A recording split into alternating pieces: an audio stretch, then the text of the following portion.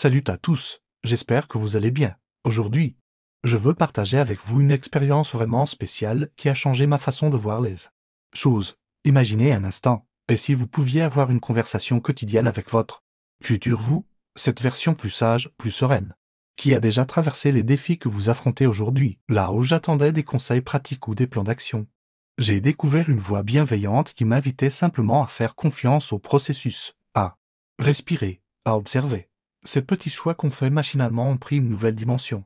Des matins où les mots ne venaient pas, où je me sentais déconnecté. Pas besoin d'être écrivain.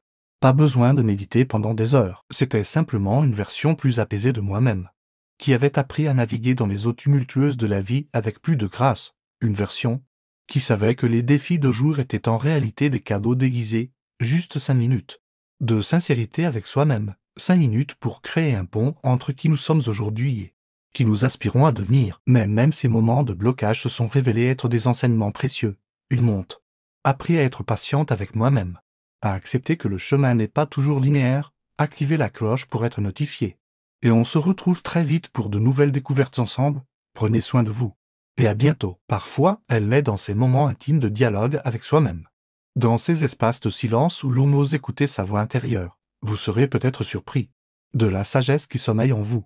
Attendant simplement d'être entendu, je me suis surprise à me demander que me conseillerait mon futur moi dans cette situation. C'est une invitation à la reconnexion. Un outil doux mais puissant pour s'aligner avec sa véritable essence. Et souvent, la réponse était plus simple, plus alignée que ce que mon mental anxieux aurait imaginé. Que vous dirait votre futur vous? Quelles questions aimeriez-vous lui poser? Partagez vos pensées en commentaire. Créons ensemble un espace d'échange authentique et bienveillant. C'est exactement ce que j'ai exploré ces dernières semaines. Et les résultats m'ont profondément touché. Tout a commencé par un simple exercice, prendre 5 minutes chaque matin pour écrire comme si mon moi du futur me guidait. Pas de règles complexes. Juste un moment de connexion authentique avec cette partie de moi qui sait, qui comprend, qui a déjà vécu ce que je traverse. Ce qui m'a le plus surprise, c'est la douceur des messages reçus. Au fil des jours, j'ai remarqué des schémas fascinants. Les premiers matins, mon esprit rationnel essayait de contrôler, de planifier. Puis, progressivement, quelque chose s'est dénoué.